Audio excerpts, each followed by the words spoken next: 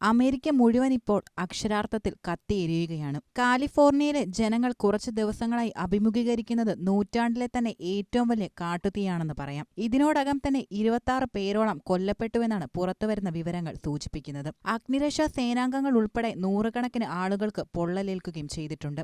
മരണസംഖ്യ ഇനിയും ഉയരാനാണ് സാധ്യതയുള്ളത്. 40,000 ഏക്കർ സ്ഥലത്തെ 12,000-ഓളം കെട്ടിടങ്ങളാണ് അഗ്നിക്കിരയായി നശിക്കപ്പെട്ടത്. ലോസ് ആഞ്ചൽസ് സ്ഥിതി ചെയ്യുന്ന കാലിഫോർണിയ സംസ്ഥാനത്ത് ഗവർണർ ഗാവിൻ ന്യൂസാം അടിയന്തരാവസ്ഥ പ്രഖ്യാപിക്കുകയും ചെയ്തിട്ടുണ്ട്. നഗരത്തിന്റെ വിവിധ ഭാഗങ്ങളിൽ നിന്നായി 2 ലക്ഷത്തിലേറെ പേർ സുരക്ഷാ സ്ഥാനങ്ങളിലേക്ക് ഒഴിപ്പിക്കുകയും ചെയ്തു. ലോകത്തിലെ തന്നെ ഏറ്റവും വിലയേറിയ വീടുകളുള്ള പ്രദേശമായ ഹോളിവുഡ് ഹിൽസിലെ വീടുകൾ പലതും കത്തിച്ചാമ്പലാവുകയാണ് ചെയ്തത്. മൊത്തം $100 ബില്യൺ നഷ്ടമാണ് ഒറ്റ കാട്ടുതീ മൂലം ഉണ്ടായതെന്നാണ് പുറത്തുവരുന്ന വിവരങ്ങൾ സൂചിപ്പിക്കുന്നത്. ജനുവരി 7-ന് തുടങ്ങിയ തീ ഇത്ര ദിവസം കഴിഞ്ഞിട്ടും നിയന്ത്രിക്കാൻ ഇതുവരെ കഴിഞ്ഞിട്ടില്ല. Pacific Palisades, eaten, Hurst, Lydia, sunset എന്നിവിടങ്ങളിലാണ് കാട്ടുതീ പ്രധാനമായും രൂക്ഷമായത്. അവിടെ അപ്പാർട്ട്മെന്റുകൾ, സ്കൂളുകൾ, വാഹനങ്ങൾ, വ്യാപാര വ്യവസായ കേന്ദ്രങ്ങൾ എന്നിവയെല്ലാം അഗ്നിക്കിരയാവുകയും ചെയ്തു. ഹോളിവുഡ് ഹിൽസിലെയും സ്റ്റുഡിയോ സിറ്റിയിലെയും തീ കെടുത്താൻ വിമാനമാർഗം വഴി വെള്ളമടിക്കുന്നത് തുടരുകയാണിപ്പോഴും. മൊത്തം 36,000-ലധികം ഹെക്ടർ പ്രദേശത്തെയാണ് പ്രധാനമായും തീ വിഴുങ്ങിയത്. ലോസ് ആഞ്ചലസിലെ സ്കൂളുകളെല്ലാം ഇപ്പോൾ അടച്ചിട്ടിരിക്കുകയാണ്.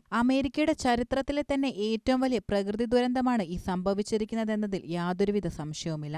പക്ഷേ അപ്പോഴേക്കും കേരളത്തിലടക്കം മറ്റൊരു വിവാദം ആരംഭിച്ചു കഴിഞ്ഞു. കേരളത്തിലെ ഒരു വിഭാഗം സോഷ്യൽ മീഡിയയിൽ എഴുതുന്നത് അമേരിക്ക കത്തുന്നതിൽ ആഹ്ലാദിക്കുകയാണെന്നാണ്. ഇസ്രയേലിനെ പിന്തുണച്ചതിന് ദൈവം അമേരിക്കയ്ക്ക് കൊടുത്ത ഏറ്റവും വലിയ ശിക്ഷയാണിതെന്നാണ്. ന്യൂജൻ ഇസ്ലാമിക സൈബർ മതമൗലികവാദികളുടെ കണ്ടെത്തലാണിത്. ഇതിനെതിരായ വിഭാഗം ഒട്ടും മോശമാകുന്നില്ല. ഇത് യഥാർത്ഥത്തിൽ മനുഷ്യനിർമ്മിതമായ ദുരന്തമാണെന്നും മുതലാളിത്തത്തിന്റെ പ്രശ്നമാണ് എന്നൊക്കെയാണ് ഇവർ കാട്ടുന്നത്. ശാസ്ത്രത്തിലും സാങ്കേതികവിദ്യയിലും ഇത്രയേറെ മുന്നിട്ട് നിന്നിട്ടും അമേരിക്കയ്ക്ക് എന്തുകൊണ്ടാണ് ഈ കാട്ടുതീ തടയാൻ കഴിയാത്തതെന്ന ചോദ്യവും നിലനിൽക്കുന്നുണ്ട്. ഇതിനുത്തരമായി ആദ്യം നാം മനസ്സിലാക്കേണ്ട ഒരു കാര്യം, ഇത്തരം പ്രകൃതി ദുരന്തങ്ങൾ ഈ മേഖലയിൽ നേരത്തെ ഉണ്ടായിട്ടുണ്ട് എന്നതാണ്. ഇവിടെ വർഷങ്ങളായി ആവർത്തിക്കുന്ന ഒരു പ്രതിഭാസം കൂടിയാണിത്. കാട്ടുതീയും ചുഴലിക്കാറ്റുമൊക്കെ ഇവിടെ ഉണ്ടാകാറുമുണ്ട്. അതിനെ മനുഷ്യനിർമ്മിതമെന്നൊന്നും ഒരിക്കലും പറയാൻ കഴിയില്ല. സൈബർ ഇടങ്ങളിലെ ആളുകൾ പറയുന്നത് പോലെ വ്യവസായ വിപ്ലവത്തിന്റെയും മുതലാളിത്ത വളർച്ചയുടെയും ഉൽപ്പന്നമല്ല ഇത് യഥാർത്ഥത്തിൽ. ഒരു വ്യവസായവും ഇല്ലാത്ത സമയത്തും ഇവിടെ കാട്ടുതീ ഉണ്ടാവുകയും ചെയ്തിരുന്നു. ഒരു സിഗരറ്റ് കുറ്റി മാത്രം മതി ഒരു തീപിടുത്തത്തിന് തുടക്കമിടാൻ. ഇവിടെ മനുഷ്യവാസം ഉണ്ടാകുന്നതിന് മുമ്പ് ആ പണി ചെയ്യാൻ ഒരു ഇടിമിന്നൽ മാത്രം മതിയായിരുന്നു. യൂറോപ്യൻസ് ഈ രാജ്യത്തേക്ക് കുടിയേറുന്നതിന് മുമ്പും കാലിഫോർണിയയിൽ കാട്ടുതീ വളരെയധികം വ്യാപകമായിരുന്നു. വമ്പൻ ചുഴലിക്കാറ്റുകളും ഇവിടെ ഉണ്ടായിട്ടുണ്ട്. കാലാവസ്ഥയും ഭൂപ്രകൃതിയുമായി ബന്ധപ്പെട്ട നിരവധി കാരണങ്ങൾ ഇതിനു പിന്നിലുണ്ട്. വായുമർദ്ദം, അന്തരീക്ഷ ഈർപ്പം, മണിക്കൂറിൽ 160 കിലോമീറ്റർ വരെ വേഗത്തിൽ ആഞ്ഞടിക്കുന്ന കാറ്റും, അങ്ങനെ നിരവധി കാരണങ്ങളാണ് ഇതിന് പിന്നിൽ നിലനിൽക്കുന്നത്. ഡിസംബർ മുതൽ ഫെബ്രുവരി വരെയുള്ള കാലയളവ് സാധാരണയായി യുഎസിൽ ശൈത്യകാലമായിട്ടാണ് നിലനിൽക്കുന്നത്.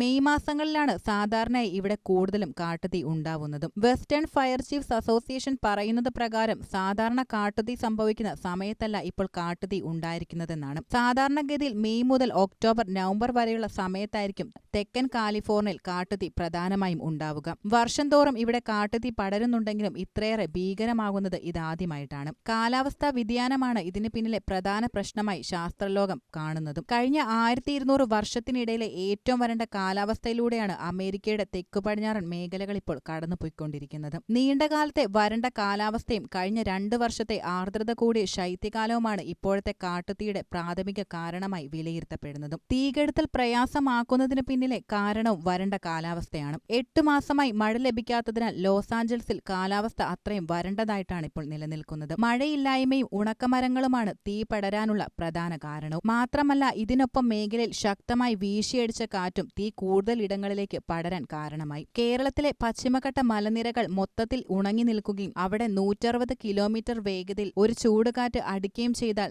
അവസ്ഥ വളരെ ദയനീയമായിരിക്കും. ആയിരങ്ങൾ മരിക്കുമെന്നതിലും ഒരു സംശയവുമില്ല. പക്ഷെ 2 ലക്ഷത്തിലധികം ആളുകളെ മാറ്റിപ്പാർപ്പിക്കേണ്ടി വന്നിട്ടും മരണനിരക്ക് കുറച്ചു കൊണ്ടുവരാൻ അമേരിക്കയ്ക്ക് ഇതിലൂടെ കഴിഞ്ഞിട്ടുണ്ട്. അത് ആ രാജ്യത്തെ സുരക്ഷാ സംവിധാനങ്ങളുടെ മികവ് തന്നെയാണ്. എന്നാൽ ഇത്ര വലിയ ഈ കാട്ടുതീ അവർക്ക് പ്രവചിക്കാൻ കഴിഞ്ഞില്ല എന്നത് അവരുടെ തെറ്റാണ്. മാത്രമല്ല ചില മുന്നൊരുക്കങ്ങളിലും കാര്യമായ വീഴ്ചകളുണ്ടായി. അതിനെതിരെ അമേരിക്കയിൽ വലിയ പ്രതിഷേധവും ഇപ്പോൾ നടക്കുന്നുണ്ട്.